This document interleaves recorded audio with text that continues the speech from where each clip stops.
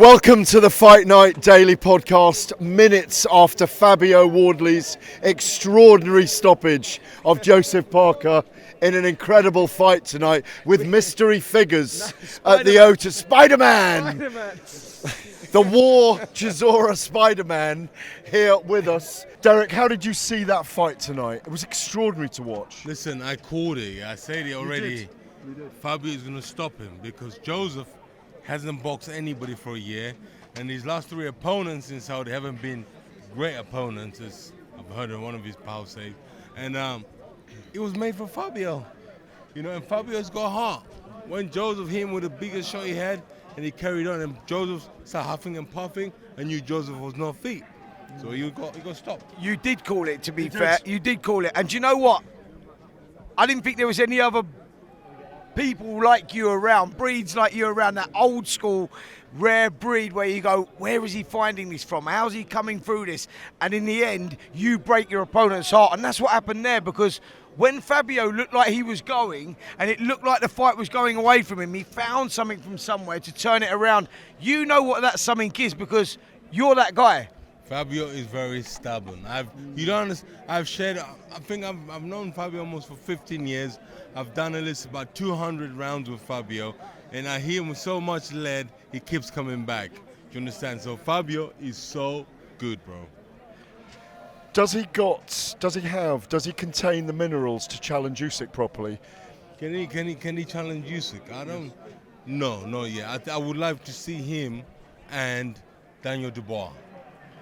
Yeah, that would be a good fight, but we're hearing Daniel Dubois versus... Hey, Dylan, come on. Come on, Dillian, let's have you in. Dillian, will you come in? Dillian's just passing. Just before he does come in, we're hearing Agit Kabiel boxing January the 10th out in Germany, defending his WBC interim title. When news breaks tonight, you, Dillian Whyte, in Manchester, December the 13th. Yes, that's what we were cooking. It's my last fight.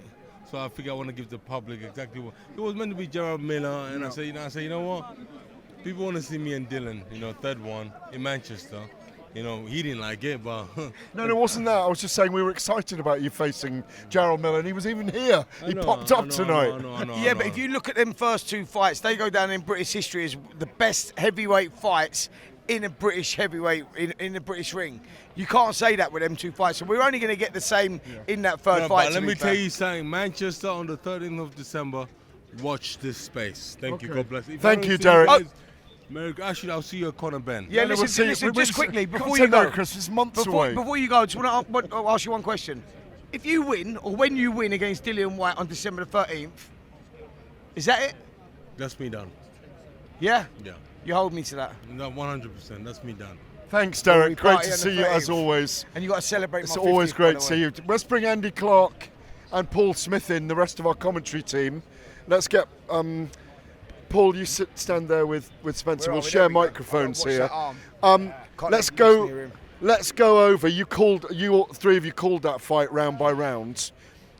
It's one of the most dramatic fights we've seen ever in the UK, in my view, and it was almost like, before going into the fight, it was like an FA Cup tie third round. Did you know whether the giant killing was possible? And we saw giant killing tonight. We did, and to be fair, I covered the bases before it, and I don't like sitting on the fence. I said this before. Yeah. I didn't sit on the fence.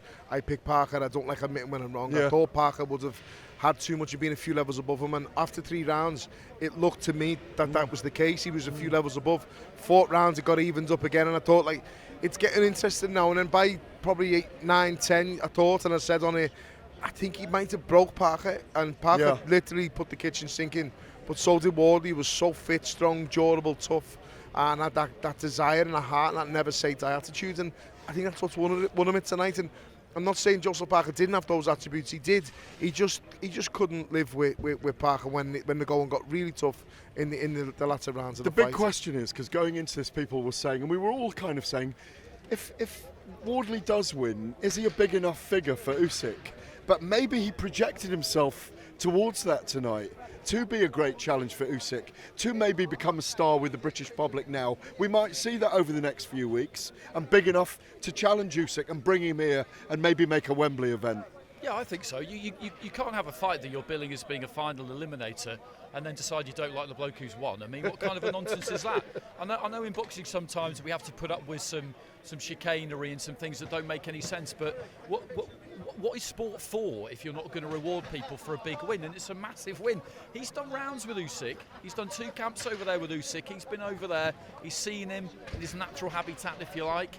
He'll have had a good look at him, and he'll know that it's a big task ahead of him, but he'll be up for it. And I just love the idea of of 2 fighters who could not be from more different routes. 350 amateur fights Usyk had, did everything as an amateur. And look at the stage he's been on. Fabio At the Wardley, top level. At the absolute top level. Fabio Wardley comes through 4 white collar, and then the 2 of them on merit, because everybody agreed that Parker was the guy. Parker and Kabayel, the 2 guys most deserving probably. But Wardley's come up on the rail and he's beat him. I mean, it's absolutely incredible. I want to ask you, Spencer, because it's always a privilege I find to interview a fighter after the fight in the ring. Sure. What really struck me about Fabio in there when you're speaking to him, my God, he's humble in victory, isn't he? He's so humble. Do you know what? When your adrenaline's pumping like that, and Paul can vouch for me when I say this, like, you know, your mind can run away with things, especially when you've had a hard, grueling fight like that. You're coming off victory. You've now got all the marbles. You've got the opportunity to box for the undisputed world title against one of the greatest to ever do it. You go, and the guy's cool as a cucumber. Yeah. And I tried to poke him. I poked him about the white collar stuff and where he's got to and the victory. Like, he was a big underdog against Parker, and he was just cool and collected, and he just wants that shot. But it's not that he wants the shot. Guys, he truly believes he wins it, and you're only as good as your last fight, and that is the biggest fight out there right now, because he just beat the man, so he deserves a shot at the man. I think for all of us tonight, a star was born. He really was a star was born night. Yeah, there's always been something about him, hasn't there? I remember his first few fights when we were covering him on Sky. I remember, I think Phil Williams put him down on an undercard here, on the Dillian undercard, probably like 2018, 2019 it would have been. But even then you could see that there was some real personality there. There was some physicality, some agility, some athleticism, some power, and you just saw, you just never know. And that's what's so great about this sport in particular, is that you just see someone and you just think, I wonder how far he could go, because in the heavyweights, if you can punch, and if you've got, as you 2 talked about, just that pure refusal to lose. Yeah. I mean, Derek called him stubborn just now. He knows how stubborn he is. He's absolutely stubborn. I think in a great way. I think with that though, and Andy's seen a hell of a lot of amateur boxing. Yeah. He's been to tournaments all over the world, haven't you? Yeah. I think what happens with Wardley is the exception to the rule, but it's also a great advert for people to not write yourself off. Yeah. Anthony Joshua proved it in the Olympics by going to the gym after watching one Olympics, ended up in the next one or a couple later.